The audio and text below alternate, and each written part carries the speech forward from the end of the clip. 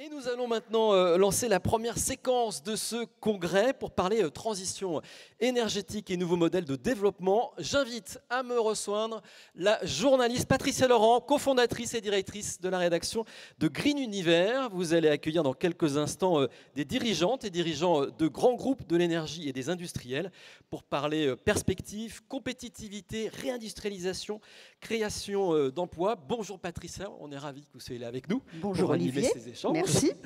Et avant ce rendez-vous, vous allez nous proposer un dialogue entre deux personnalités que j'invite à nous rejoindre. Florence Lambert, présidente de la commission Industrie, Emploi, Innovation du CER, CEO de Genvia.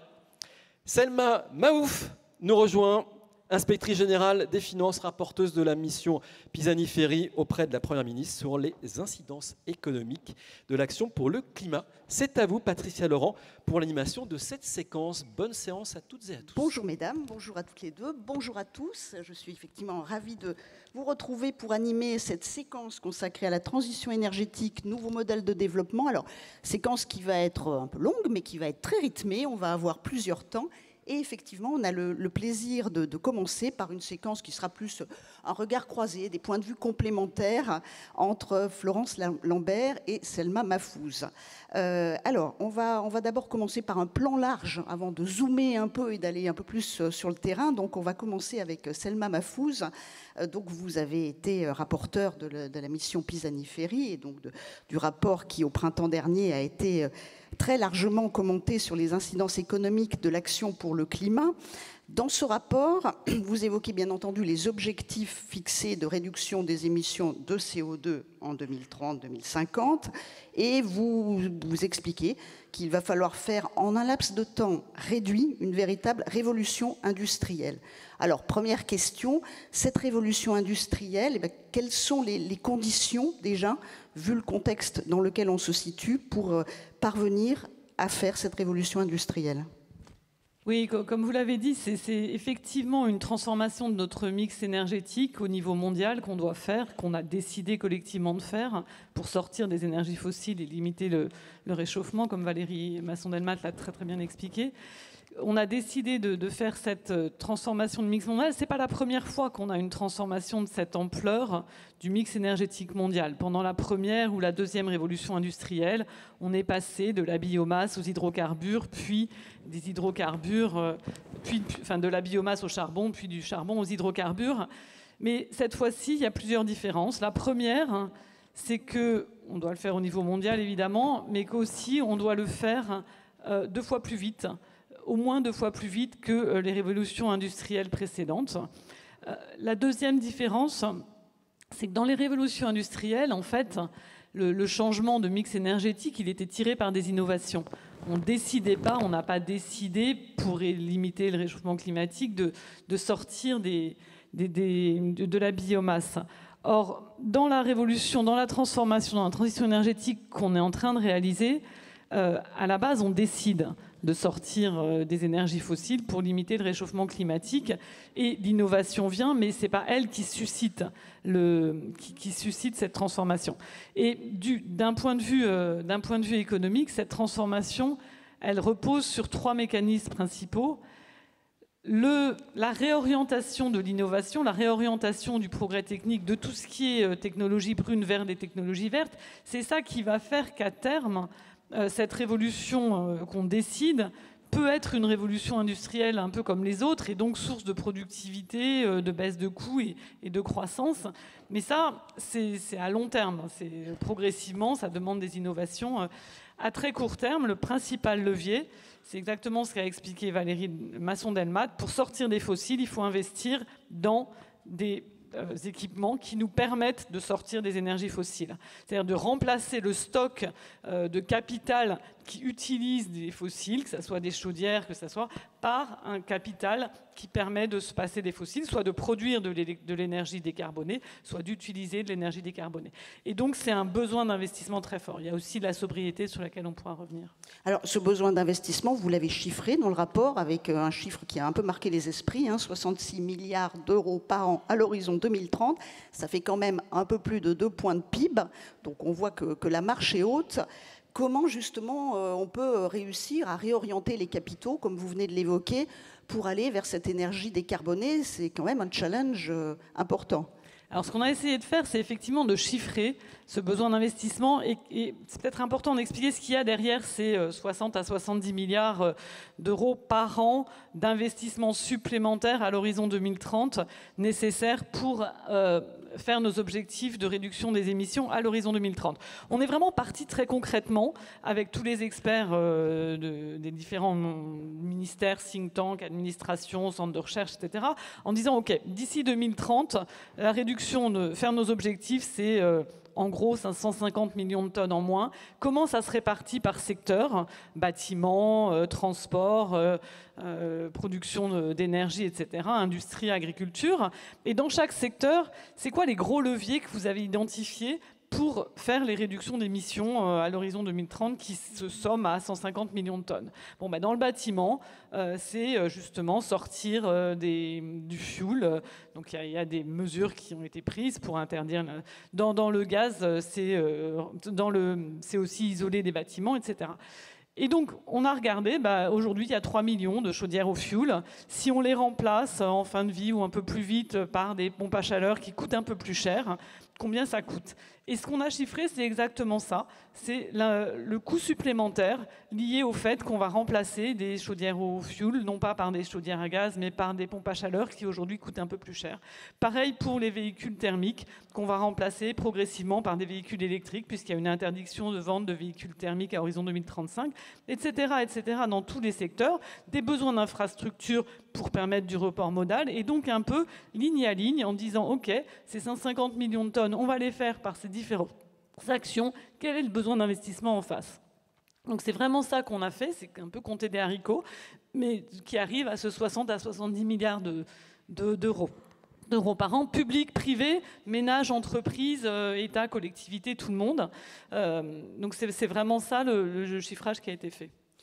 Et dans votre vision, avant que l'énergie, que l'économie décarbonée attire autant les capitaux, il va quand même falloir un certain temps. Donc il va falloir effectivement, vous l'avez évoqué, de l'argent public massivement pour toutes les premières étapes. Alors une fois qu'on a dit 60 à 70 milliards d'euros globalement, effectivement, la grande question, c'est quelle part publique, quelle part privée. Pareil, on a fait ça ligne à ligne. Pour isoler des écoles, a priori, c'est public. On peut avoir un petit peu de financement privé. Par contre, pour rénover le tertiaire privé en conformité avec le décret tertiaire, c'est plutôt privé. Et puis, dans certains cas, pour les ménages, ce qu'on a mis en évidence aussi, c'est que pour un ménage, même de la classe moyenne, rénover son logement, changer de vecteur de chauffage d'une part, et changer de véhicule électrique, d'autre part, c'est à chaque fois plus d'un an de revenu annuel moyen des ménages de la classe moyenne. Et donc, ça ne va pas se faire tout seul. Ça ne va pas se faire tout seul sans appui public. Et donc, à partir de ça, on a proposé une répartition qui est un peu moitié-moitié, en considérant que la moitié va pour être... Après, tout ça est ouvert à discussion, évidemment.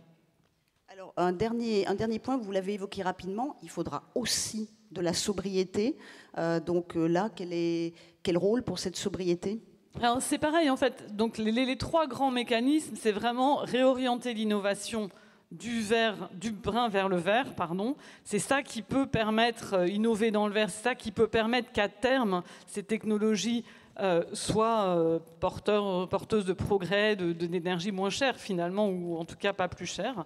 Le deuxième levier, c'est investir massivement pour sortir des énergies fossiles, avec une question qui est que ces investissements, ils sont un peu particuliers. Ce n'est pas des investissements comme on fait d'habitude pour accroître la capacité de production ou bien augmenter la productivité du travail, produire moins cher. C'est des investissements qu'on fait pour sortir du fossile. C'est pour ça aussi que leur financement se pose dans des termes un petit peu particuliers. Et il y a un troisième levier qui est la sobriété. Alors ça, la sobriété, c'est un peu un mot valise parfois. On l'a défini comme la réduction de la consommation d'énergie qui ne vient pas de gains d'efficacité énergétique, et donc qui vient de changement de comportement de demande, éviter le gaspillage, la surconsommation, réduire un peu ses mobilités, comportement d'offres, étalement urbain, etc. Mais ça vient de changement de comportement. Et pareil, ce qu'on a essayé de faire, c'est de voir à l'horizon 2030, très concrètement, quand on fait un peu la liste des leviers de réduction des émissions identifiés qui relèvent de la sobriété. Qu'est-ce qu'on a? On a le report modal vers les transports en commun, vers le vélo, on a la réduction de la mobilité, on a un certain nombre d'actions comme ça dans les différents secteurs qui relèvent de la sobriété. Et quand on regarde le total de réduction des émissions que les experts en espèrent, hein, de façon un peu réaliste, peut-être un peu prudente, je ne sais pas, ou optimiste, on arrive à peu près 15% de la réduction des émissions d'ici 2030 qui sera permise par ces actions de sobriété. Alors c'est peut-être bas, peut-être que la sobriété qu'on a observée en 2022 face à la crise énergétique va s'amplifier, etc. Mais de façon un peu conservatrice ou réaliste, on a 15 à 20% maximum de la réduction des émissions à l'horizon 2030 qui pourrait être permise par des actions de sobriété. Le gros des émissions va être permis, de réduction des émissions, est lié à de l'investissement. Merci beaucoup, Selma Mahfouz. Alors, Florence Lambert, vous êtes un peu l'incarnation, finalement, sur le terrain, ce que peut donner cette révolution industrielle, puisque vous êtes passé de la recherche, du CEA, à l'industrie, donc puisqu'aujourd'hui vous dirigez Genvia, une société qui travaille sur des électrolyseurs à haute température. C'est une technologie du CEA que vous allez industrialiser. Alors, première question, justement sur un peu le moment. Est-ce qu'il y a un momentum? En quoi est-ce que vous qui connaissez bien les technologies, est-ce qu'on est prêt? Est-ce que c'est le moment où on peut réussir justement à bâtir cette économie décarbonée, à construire des chaînes de valeur industrielles en Europe et plus spécifiquement en France? Oui, tout à fait, Patricia. Et c'est vrai qu'on peut dire que la chercheuse que j'étais a beaucoup rêvé d'industrie, et d'où le chemin. Et je suis ravie de voir un peu tous ces bouquets d'industrie qui sont en train de se mettre en place. Alors ça a commencé avec les batteries, avec une vraie impulsion européenne, puis française, Maroš Šefčovič. Ça a été sur l'hydrogène, c'est maintenant aussi sur le solaire photovoltaïque, et c'était un des gros sujets qu'on avait au syndicat des énergies renouvelables. Donc oui, je pense qu'il y a un terreau fertile en Europe, et particulièrement en France, par rapport au fait que finalement, on a des technologies. Alors il n'y a pas que ça, évidemment, il faut trouver les bons modèles économiques, on va y revenir.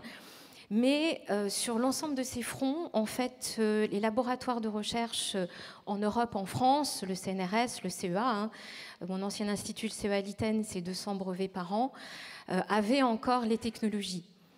Et puis, il y a aussi, de manière propice, un mix énergétique qui fait que les technologies qui vont être industrialisées, en particulier en France, vont avoir un contenu carbone qui va être très intéressant.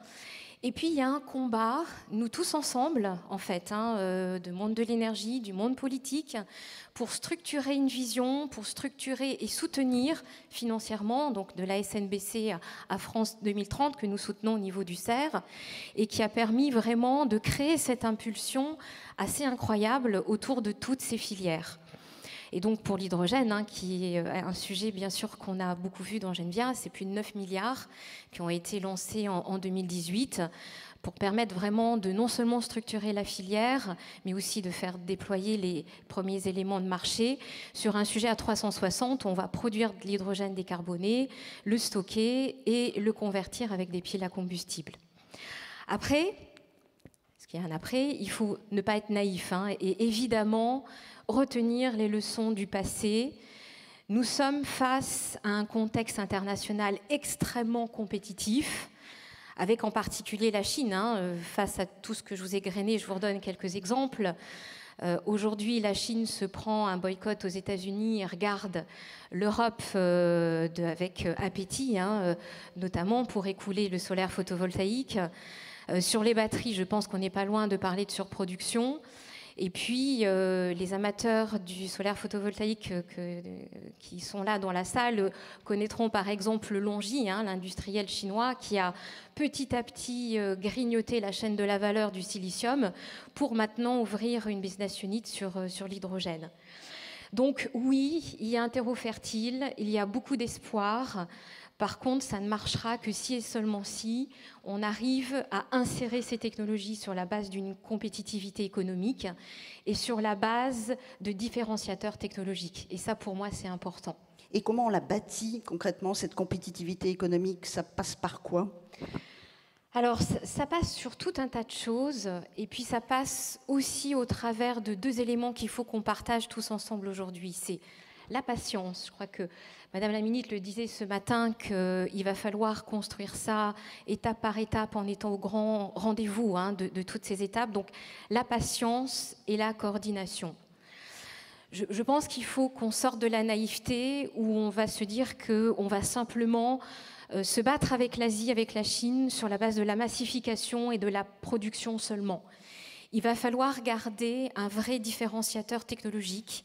Alors je parle non seulement des designs des technologies, des panneaux solaires avec un meilleur rendement, des batteries tout solides avec une meilleure densité, une meilleure autonomie, de l'hydrogène, c'est ce que l'on développe chez Genvia avec un meilleur rendement. Oui, il y a tout ça, mais il y a aussi les process industriels pour être en capacité de produire ça à un coût compétitif. Et donc ça, c'est important. Donc pour moi, il y a différents ingrédients pour y arriver. Le premier, c'est de ne pas oublier, donc dans la synchronisation, la connexion avec l'innovation à tout niveau, que ça soit en amont, que ça soit aussi sur la partie industrielle. J'ai eu l'occasion de visiter des usines un peu partout dans le monde de batteries, souvent et notamment de batteries. Ce que l'on voit, c'est ce continuum entre la recherche, la ligne pilote et la production de masse. Donc cette connexion avec l'innovation est vraiment importante et ça va nous permettre en tout cas de gagner sur le long terme. Et puis aussi, c'est comme ça qu'on a dérisqué Genvia, parce qu'on a formé un attelage un peu particulier entre de l'ingénierie SLB et le CEA. Et c'est aussi comme ça qu'on peut dérisquer des technologies. Mais en tout cas, il n'y a pas que ça. Et il faut vraiment aussi qu'on se préoccupe à cette mise en place, cet établissement de la chaîne de la valeur qui va prendre du temps, et certainement beaucoup plus que ce qu'on en pense. Et là aussi, il faut qu'on sorte de la naïveté. C'est en amont la connexion à des filières matériaux pérennes. Et on espère, avec une vision de la recyclabilité, avec une non-dépendance sur les matériaux critiques, c'est-à-dire encadrer toutes ces feuilles de route qu'on voit, solaire, batterie, hydrogène, avec des composants qui vont être vertueux. Et si aussi, et c'est peut-être le plaidoyer que je voudrais lancer aujourd'hui, travailler sur la médiane de cette chaîne de la valeur, sur une population qu'on a quand même perdue en France, en Europe, qui est celle des équipementiers industriels, en fait, et qui sont à l'origine de la compétitivité des usines. Et aujourd'hui, on voit, ce qui me donne des cheveux blancs aujourd'hui dans Genvia, c'est pas tellement l'argent, l'aide que je peux recevoir de l'État français, c'est plutôt comment je suis au rendez-vous avec mes équipementiers dans la montée en puissance de mon usine. Donc il faut avoir un plan massif autour de ces équipementiers.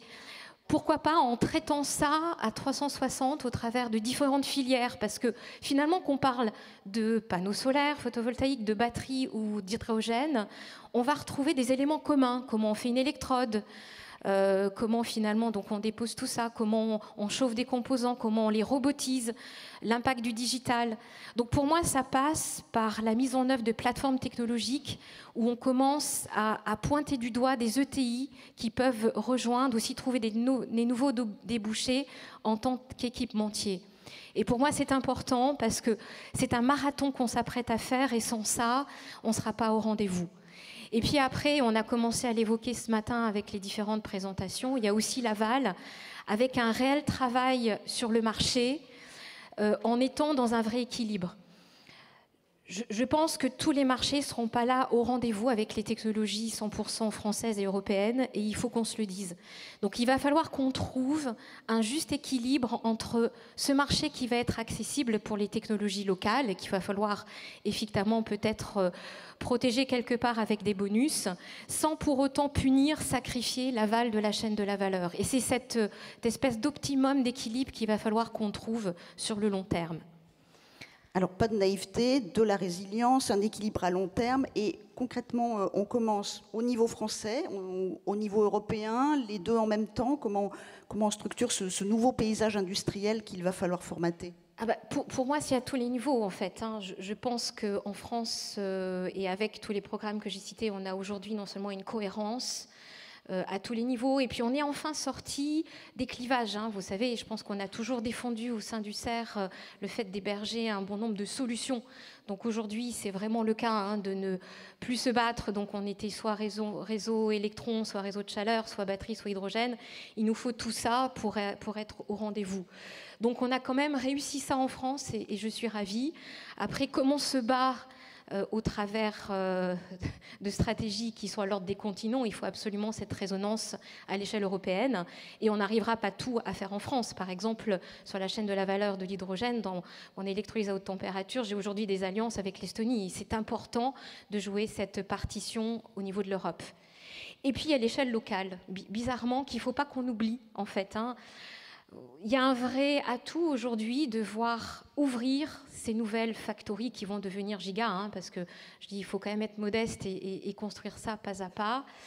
Et quelque part, nous sommes aussi obligés à se dire qu'il faut travailler sur les retombées locales. Et puis aussi à faire en sorte que ces retombées locales s'inscrivent dans l'avenir, notamment dans la formation des jeunes. Donc c'est pour ça qu'avec l'État et la région, en Occitanie, on a développé un écosystème, et avec toutes les agglos, autour de Béziers, puisque c'est là que nous sommes, nous avons développé cet écosystème qui s'appelle l'Éden et qui a plusieurs vocations, notamment celle de développer tout ce qui ne sont pas à 100% nos mains industrielles. Alors la partie foncière, la partie formation, alors d'un point de vue très pratico-pratique, ça partait sur le fait qu'il fallait identifier le cahier des charges de notre montée en puissance, regarder des colorations possibles de formation, et puis finalement, on est allé ouvrir des classes avec le lycée professionnel, donc des bacs pro, des BUT, etc. Et je pense que c'est aussi au niveau local que ça va se jouer. Je pense qu'aujourd'hui, le monde économique, dans cette grande opportunité, ne peut pas être étranger à ce qui se passe et travailler sur les retombées en local. Et puis aussi, enfin, donner l'envie aux jeunes de venir nous rejoindre et de repousser les portes de nos usines, qui finalement sont formidables. Merci beaucoup à toutes les deux. On aura compris que ça se joue au niveau macro et au niveau local. Merci de nous avoir donné vos visions. Et alors, comme je vous l'ai dit, on a un programme dense, donc on va tout de suite passer à la deuxième partie. Donc, merci beaucoup.